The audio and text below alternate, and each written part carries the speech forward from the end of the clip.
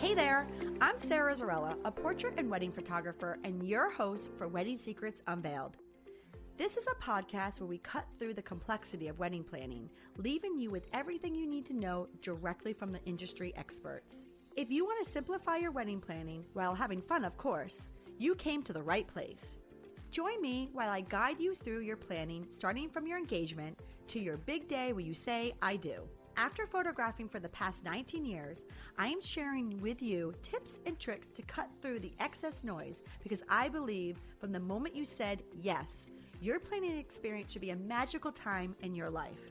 Here you will find episodes that are fun, stress-free, and straight to the point with a fresh, honest take on the reality of what you really need to know about planning your perfect day. Let's dive in. Welcome back to Wedding Secrets Unveiled podcast, friends. So I have a question for you. Have you thought about having an event planner help you plan your wedding day? If so, this is the podcast episode for you.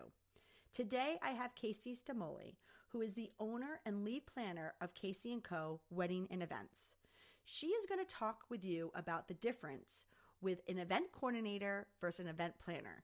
She's also going to talk about what the difference is with having an event planner help you plan your entire day and weekend versus having them there just to help you with the day of and on your actual wedding day, helping you make sure that everything runs smoothly.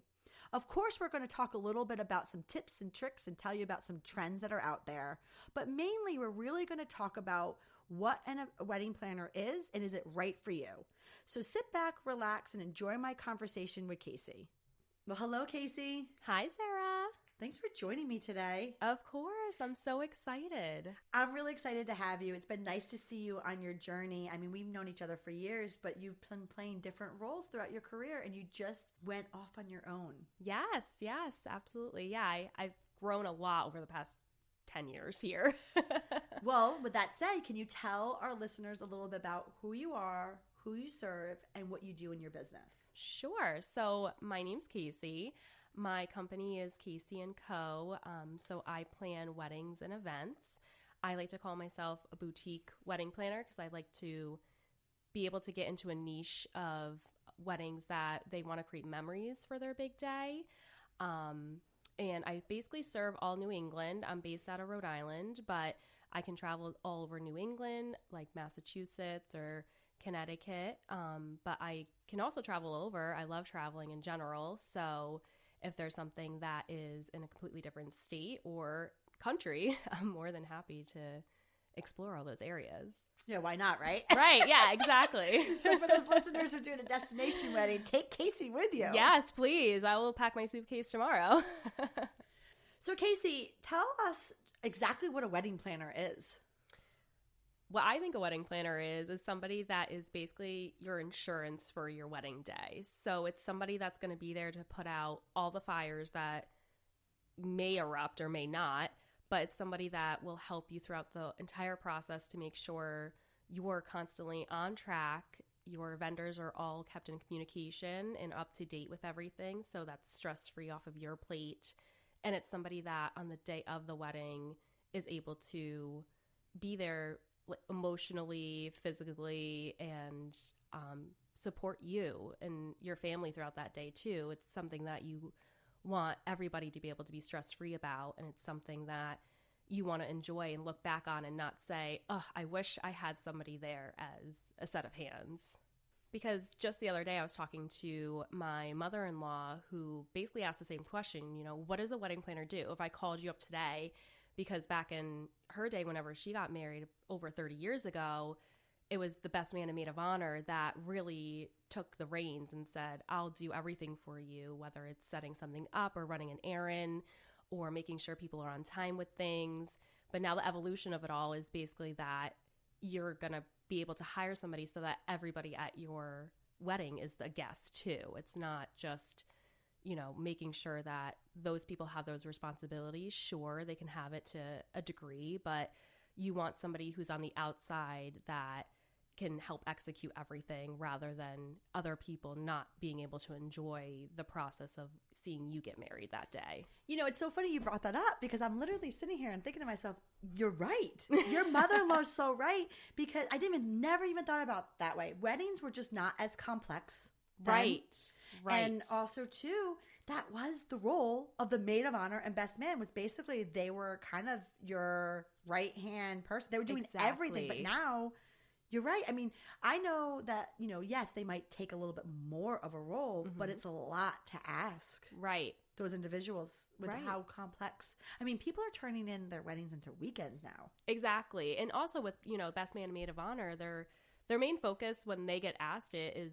you know, bachelorette and bachelor parties and making sure those run smoothly. And their speeches. Exactly. And then making sure their speeches are appropriate and, you know, time-wise too. But it's a lot of pressure on them already. So why are you going to designate them for the rest of the day to make sure that everything else is running seamlessly? I love it. And I also love how you said that you're basically their insurance policy. Right. Yeah. Because, you know, we check over the contracts. We make sure that when vendors show up on the day, they're not going to be wishy-washy of what they're providing a service for you. We're there to say, nope, this is exactly what's in the contract. This is what we're moving forward with. Can you tell us a little bit about what planners do and what they don't do? Sure. So at least for my services, a lot of other planners also do this too, is that we say we attend all vendor meetings, but that doesn't mean we're going to all your hair and makeup trials or your dress fittings. Those are a little bit more of like intimacy meetings that you could, you know, bring your mother to and have a luncheon with her, or your maid of honor. We're there basically for those big meetings that will drum up the questions for you to help answer, to make sure that your day runs exactly how you want it to be.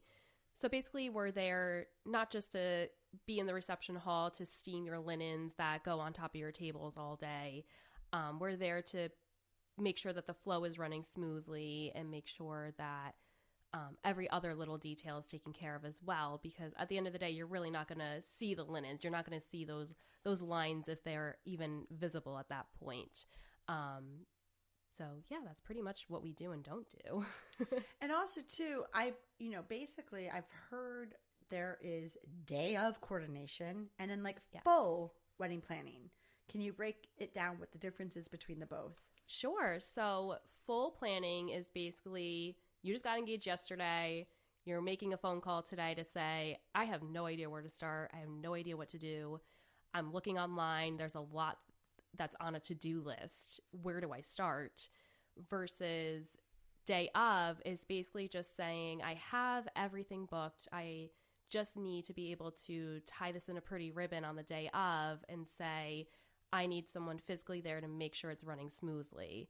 So I would say the biggest difference is just having somebody throughout the entire process for full planning to make sure you're on schedule with your to-do list and being accountable and making sure everything is checked off exactly when it needs to be, along with being a support for you. So if you're indecisive about a design option or you're back and forth about a vendor that you're not familiar with and you don't know who would actually be able to mesh with you for your budget or your design aspect of it, we're there to help guide you with that as well.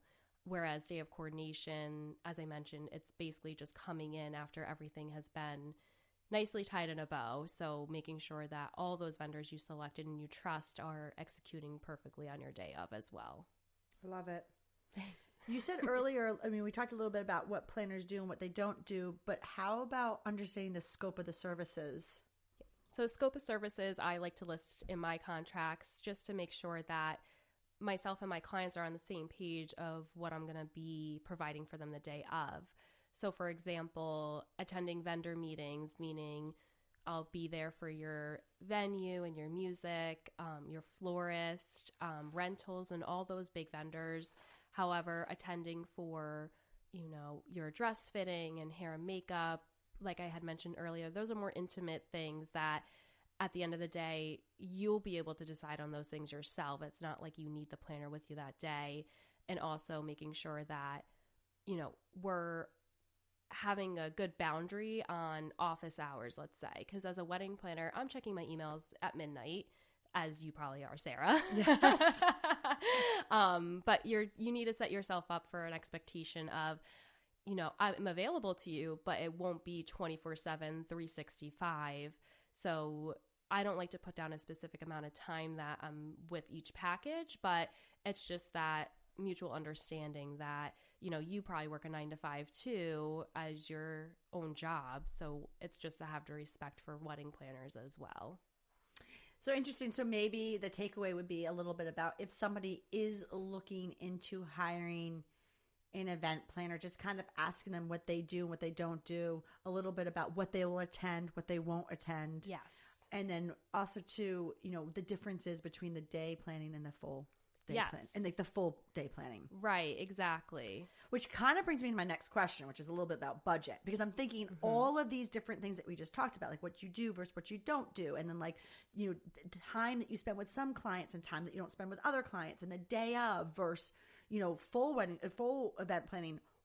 What is happening with budget here? Like, what are we looking at with this whole thing? I'm sure people listening to be like, okay, this all sounds great and all, but like, how much is this going to cost me? Right, exactly. And I feel people,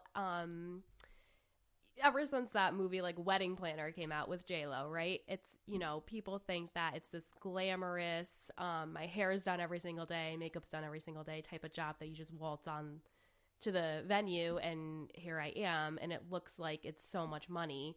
But the reality of it all is that, full planning, yes, it's more money than day of because you're putting so much more time and effort and energy into this one event. However, with day of, basically you had your budget set, you're kind of toward the end of it to say, I do need somebody on site that day of to help me execute everything moving forward. But my biggest thing is definitely asking up front, what is your budget?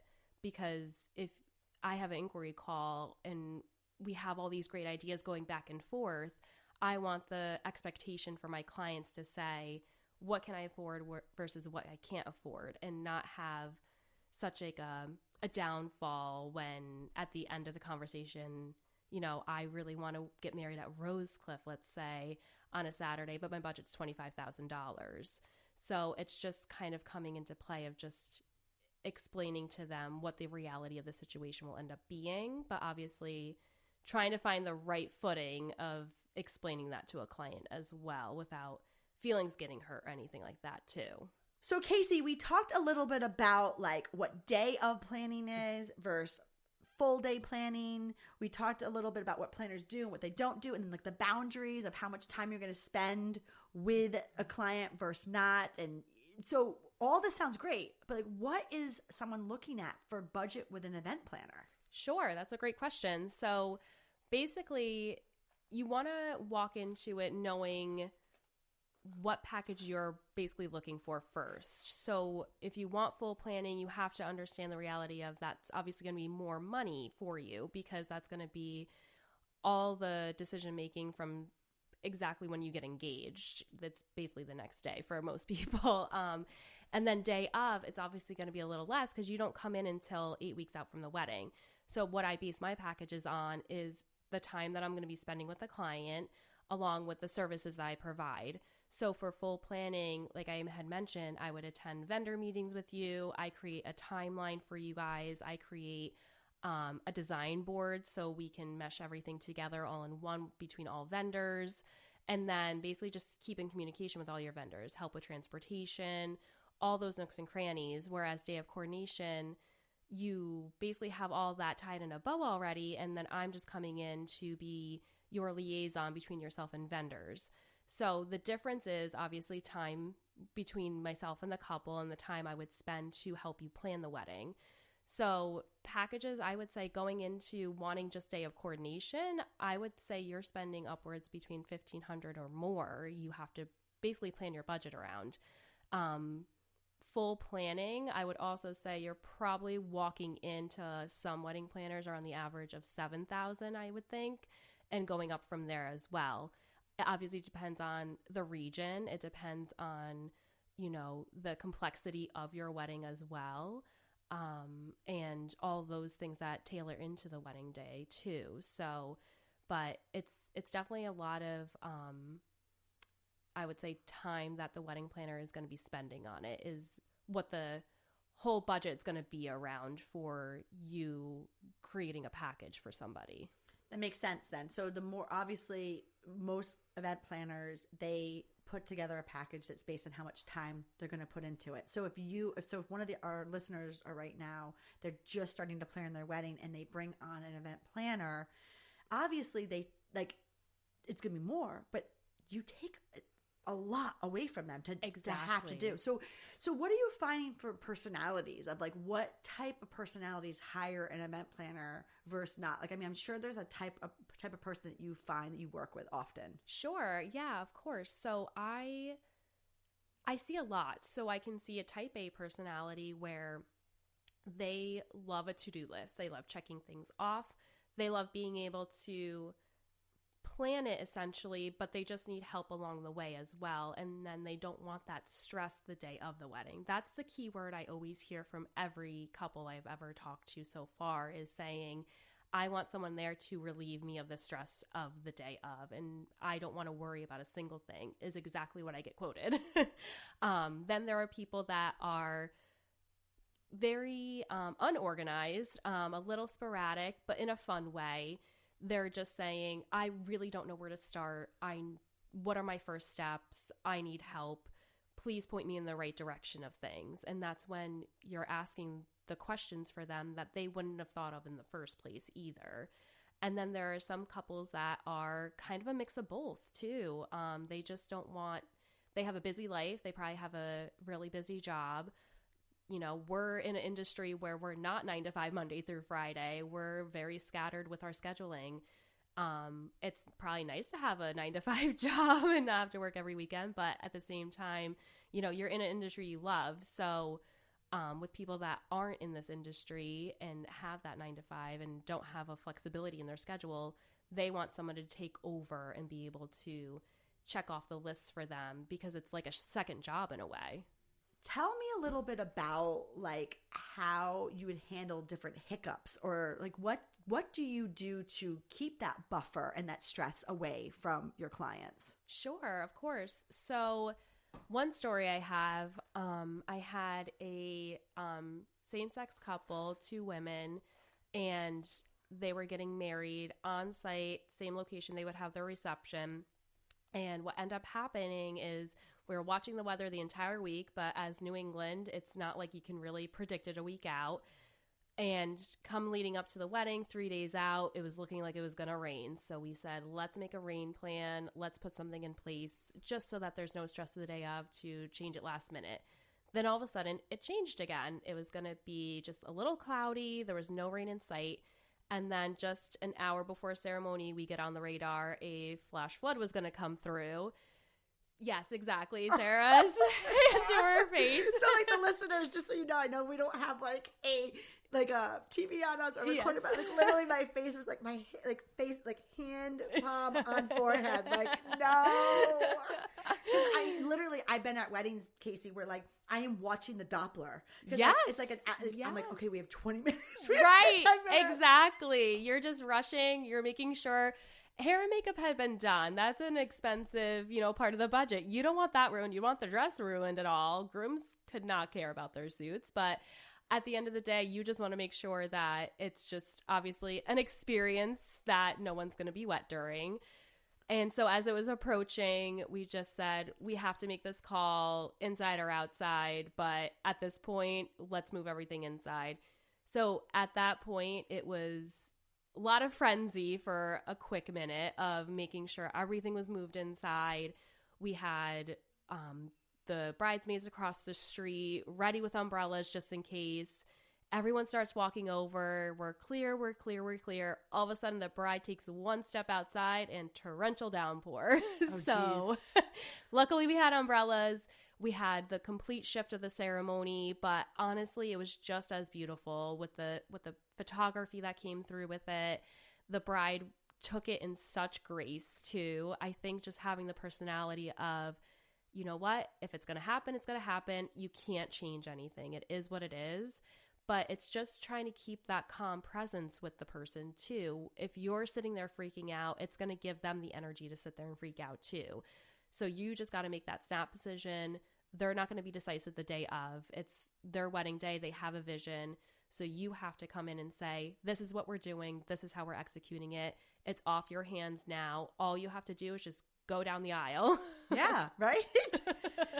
So what we're going to do, Casey, is we're going to take a quick break. And when we get back, I kind of want to talk a little bit about like the myths, and like bust some myths about what an event planner does versus what an event coordinator does. Because you just talked about that story about, the weather and it was changing and you had to flip the ceremony going from outside inside. Sure. So I want to kind of go over like who does that? Like, yes. And then I also want to get in a little bit about, I'm sure there's a difference when the complexity of the wedding you mentioned earlier, so, there's different reasons of having an event planner. Like some weddings a little bit more complex, and I'm assuming you might be talking about like private venues versus public venues. Okay. Completely different beast. Awesome. So we'll take a quick break and we'll come right back. Sounds good. I appreciate you being here. And hey, if you like what you're hearing, I encourage you to check out our website at sarahzarella.com. And don't forget, you can actually subscribe to this podcast wherever you're listening so you never miss an episode. And I would so appreciate if you left a fabulous review on Apple Podcast. Even better, share it with a friend. It's a great way to show your support. And now, let's get back to the episode. All right, well, welcome back to Wedding Secrets Unveiled podcast, friends. So right before the break, Casey, you were telling us a little bit about like a story with you were right on site and a little hiccup that you helped. I want to talk a little bit about that actual story. So you talked about flipping the ceremony, right? Yes. But wouldn't an event coordinator do that? What is the difference with an event planner and event coordinator? Sure. So great question. I have had so much experience in this industry, thankfully and luckily. And that story actually came from my event specialist days when I worked at Russell Moore & Catering. So I know the good differences and the bad differences between having an actual wedding planner versus event coordinator because I've been in both shoes so far. So basically that story, I was, like I said, the event specialist that day, and there was no actual wedding planner on site. So that responsibility fell on me, and I took that on because I do have such a passion in this industry that I want to take care of each of my couples. So I like to go the extra mile, whereas, you might get a coordinator that is just doing their job in a way. They're there, they're told exactly what to do, so they're just going to stay within their realm of things. But it's also all hands on deck too. If you have a great catering staff, they're going to sit there and help you flip the chairs too. If it's an actual venue, sometimes there is a venue manager on site that can step in and help as well. But it definitely depends. Like you said, a venue versus a private home, there's two different things there as well. It's definitely, like you said, a wedding planner versus a wedding coordinator. They both can have different responsibilities at the end of the day. Right. And also, too, I would assume the wedding coordinator basically handles everything on site, where the event planner, like you talked about, goes from the beginning of the day all the way till the end. Exactly. Yes. So the coordinator basically just is on site. So they can set up your stuff for you. They can run the ceremony for you and your formalities into the reception. But who's going to be there if hair and makeup is arriving and they have a flat tire? Who's going to be there to help with those hiccups? Or just to make sure you're still on time. The groomsmen are all wrangled and onto their transportation as well. So it's just having that sense of security that from the moment that you wake up leading into getting into your venue, that is going seamlessly, because then that reflects the rest of your day. Absolutely. And like you talked about, that one bride walking out, her hair and makeup are already done. Exactly. So who's going to go take her and like kind of freshen her up a little bit? So I was wondering, is there a difference that you're finding with a venue versus a private home? Like, I guess what I'm trying to say is, do you find that there's certain places that lend itself needing an event planner over the coordinator? Yes. So private homes, obviously, it's not a venue. There's no staff on site. It's your private residence. So at the end of the day, you need a team to be assembled to execute every little aspect of your wedding. And then with a venue, typically they come with a coordinator, but like we had mentioned, there's different responsibilities that they sometimes have or don't have. A lot of coordinators can be on site to help set up and facilitate the rest of your night and pack your items up. Some of them leave, during dinner and they say, I'm done for the night. Security locks up at the end and you can figure out how to box up your items. At a private home, it's a completely different beast where a lot of couples don't think about, all right, I might need a tent. I'm going to need a generator for that tent. Where is the band going to plug in? So it's all those elements that you need to think about for not only the planning process, but for setup as well. So Casey, we talked a little bit about like what a planner does and what a planner doesn't do, the differences with a wedding coordinator and wedding planner. So let's totally switch gears, right? Okay. I want to talk about trends. Yes. So what are you seeing right now for trends that you just love? Like something that you saw that you just like, I love this. I love color. So I love seeing white, but with very colorful flowers and colorful paper elements. Obviously, if your wedding dress has like a pop of color on it, not just plain white, that is so beautiful. I love the aspect of having an escort card table be a guest interaction space too. Whether Ooh, what do you mean by that? Like a champagne wall so that they can take their champagne with them for their toast. Maybe it could be like little past charcuterie cones. They can have their place card in those. Something that the guest can tangibly touch as well or take as a favor home. So it could be like little keychains or something of that nature rather than just a plain old place card that they're just going to put in their pocket and then forget at the end of the day. That's awesome. So that's some of the stuff that you can help your clients with. It's like come up with like unique things that they can have at their wedding and stay on trend. Exactly. I have a bride that's coming up in June that her and her fiance love Greece. That's where they're going to go for their honeymoon. And I had mentioned to her, if you wanted to do more color on the table, how about you do the Grease Evil Eye and have that as a favor and have those being a keychain or a Christmas ornament that guests can take home at the end of the day. And it still adds some color, but it's not an eyesore per se for you. And she loved that idea. So it ties into, you can use something that is personalized for you too. I love it.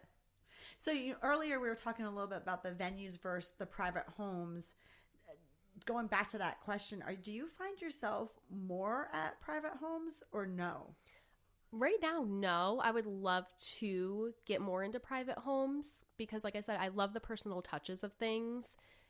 But I am more so at venues right now because, like we had mentioned, couples are now understanding the differences between a coordinator that is with their venue on site versus a wedding planner. And they're noticing that they need those extra set of hands at the beginning of the day. Or it could just be very well like you just show up on site as the wedding planner and they need that security to know everything is running smoothly because you had been with them from day one. Yeah, and actually, I bet you also do a lot of timelining and like exactly. Switching. So who handles on the wedding? Like, let's say that things are running late, like dinner's running late, or let's say that like your photographer, videographer's leaving, and so who switches things the day of, basically, to make sure that we're running on time, or have to turn things around or make things timelines different. Yeah, so that would be me. So I would basically, it would be a conversation we would have beforehand too of what are your priorities going into your wedding day? Do you want to be able to have more photos together? Do you want to be able to enjoy the food? Do you not care so much about dancing? So when I have those priorities in my head and we have to make those pivots or shifts throughout the day, I'm now saying I'm in the best interest of my couple today. So I'm going to shift this how I think they would perceive this as being something that's going to go in their right direction. That's interesting because that kind of goes like hand in hand with working with the coordinator on site. Exactly. So you're the liaison for the couple who will speak to the coordinator to make sure that the kitchen and everything's being executed, but you're making the decisions for your couples. Exactly. So it's not that 12 different vendors are going up to the bride and groom or bride and bride saying, hey, what would you like to do right now? It's me stepping in front to say, this is what we're doing. We're not stressing them out on the day of. They have no more decisions to be made. Right. They've made enough. Fair enough. All right, Casey, so before we get into our wrap-up question, can you give our listeners a little bit more, some like tips and tricks that you've had on site and on location that you've given like advice to as a planner to some of your couples to make like their little day a unique one? Sure. So with their ceremony, a lot of couples don't want to be in the limelight. They don't like the spotlight on them. Or especially if they're going to recite vows to one another, those are personal things that you want to say to the love of your life, right? So you might be a little bit sweaty. You might, you may be flustered to be able to say these words out loud in front of 100 or more people that you're closest with. So I have suggested that if you really want to say vows to one another, maybe do that during your first look, You want to see each other beforehand. It'll get the stress away from the day. You won't be as flustered standing at the altar. You have a calmness that come over you. And then you have that personal, intimate time with each other too. That it's just between you two. Maybe your photographer's in the background too, but they're so stealth that they're not going to be ever noticed. And it's something that you guys will always remember looking back on the photos saying, oh, I remember I was laughing because you said that line to me in your vow, or I cried when you mentioned this too. And it's just something that I feel like is more intimate and can be a part of your story too. You mentioned first look. Are you finding that more couples are doing first look, or are you thinking that people are staying traditional? I find a lot more couples are doing first looks now because they're understanding the timeline of the day, that if they don't get those photos ahead of time too, you're going to eat into your cocktail hour where a lot of couples want to go enjoy. You picked out the food, you want to mingle with your guests and say hi and not have the day fly by. And in my experience, a lot of my couples, or I should say every couple, have said that it hasn't taken away from that moment of walking down the aisle and seeing them again, because that's a completely different experience too, versus just seeing each other in your attire for the day. Walking down the aisle is its own separate entity in its memory.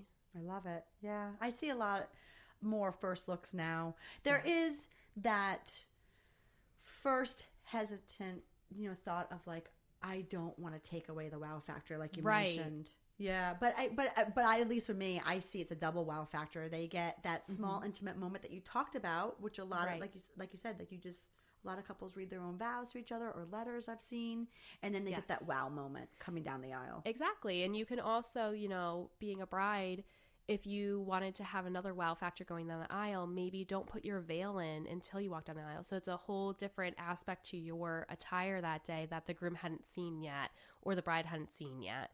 So you can always add things in for the ceremony too that wouldn't be there for your first look. I love it. So Casey, for our wrap-up question, what are some key points that couples should be asking their event planning companies when they are inquiring to make sure that they are working with a professional company to ensure that their wedding day is a perfect event? So I think there should be 3 main questions you should be asking. So the first thing should be, what are your scope of services, what you do versus what you don't do for the day of, right? Then your next thing should be, what are the differences between your packages, your full planning versus day of, and what is included in each or not included. And the third thing should basically be about, what have your experiences shown how you've handled tricky situations throughout your career and throughout the processes of planning weddings. So thank you, Casey, so much for joining me on this week's episode of Wedding Secrets Unveiled. You helped our listeners become one step closer to a stress-free wedding planning. Can you tell everybody where they can find you? Sure. So again, my name's Casey Stamouli. I own Casey & Co. Weddings and Events. So you can find me on Instagram. You can find me on Facebook or my website, or just around Rhode Island in general.